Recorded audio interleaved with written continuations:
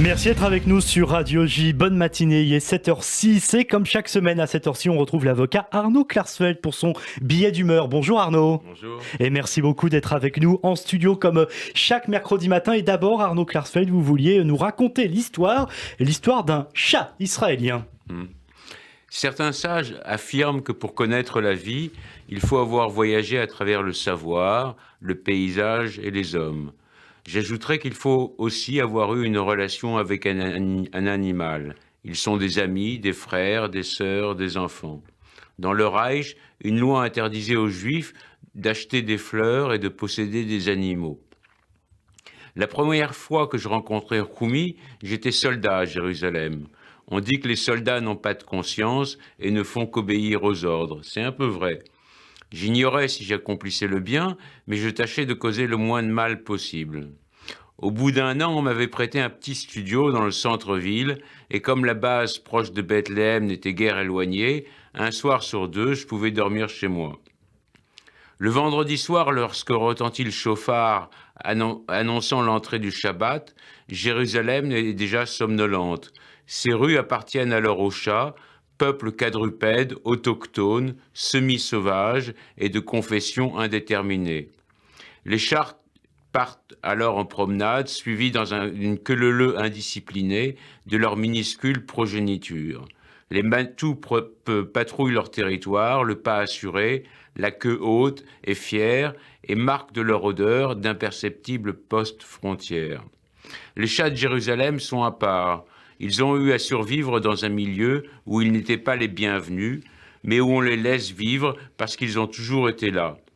Les Juifs aussi ont toujours été là à Jérusalem, mais les chats, contrairement aux Juifs, n'ont pas d'État indépendant et sont demeurés craintifs. Dans le Coran, il est dit que le prophète Mahomet aurait préféré couper la manche de son vêtement plutôt que de réveiller sa chatte Muéja qui dormait dessus. Je ne crois pas que Jésus avait un chat, ni le roi David, Salomon ou Samson, mais la religion juive prêche la compassion envers les animaux, qui eux aussi doivent pouvoir se reposer le jour du Shabbat.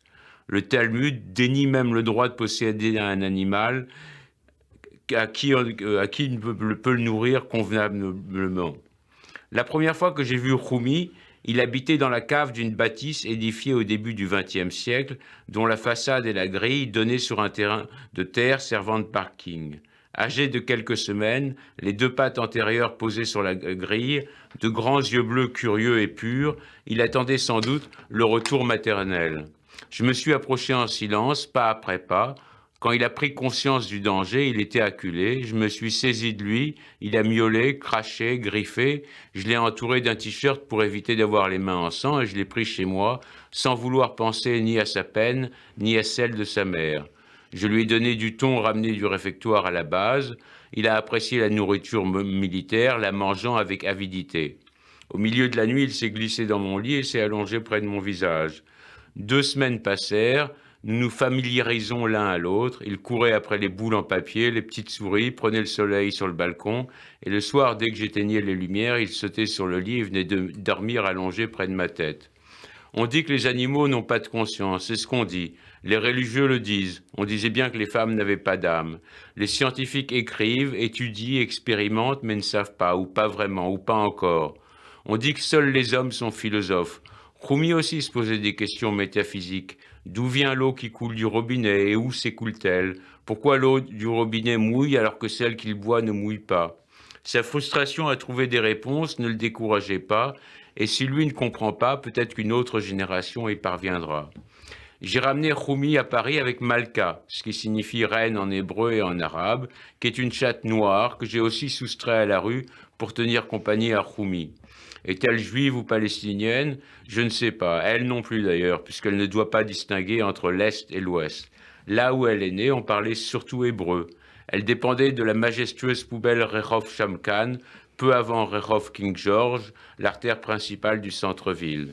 Cette poubelle est un trésor car elle est alimentée par les restes des cafés et restaurants des rues mitoyennes. Aujourd'hui, Choumi est mort et je tâche toujours quelques années après de ne pas trop y penser car sinon les larmes me viennent. Mais au fil du temps, ces larmes deviennent des larmes d'émotion et non plus seulement de tristesse. Merci beaucoup Arnaud Klarsfeld. On n'aura pas le temps de revenir sur cette interpellation sur Twitter du Monde hier. Vous aviez qualifié Stéphane Bandera de anti-héros controversé, mais bien sûr vous aurez l'occasion.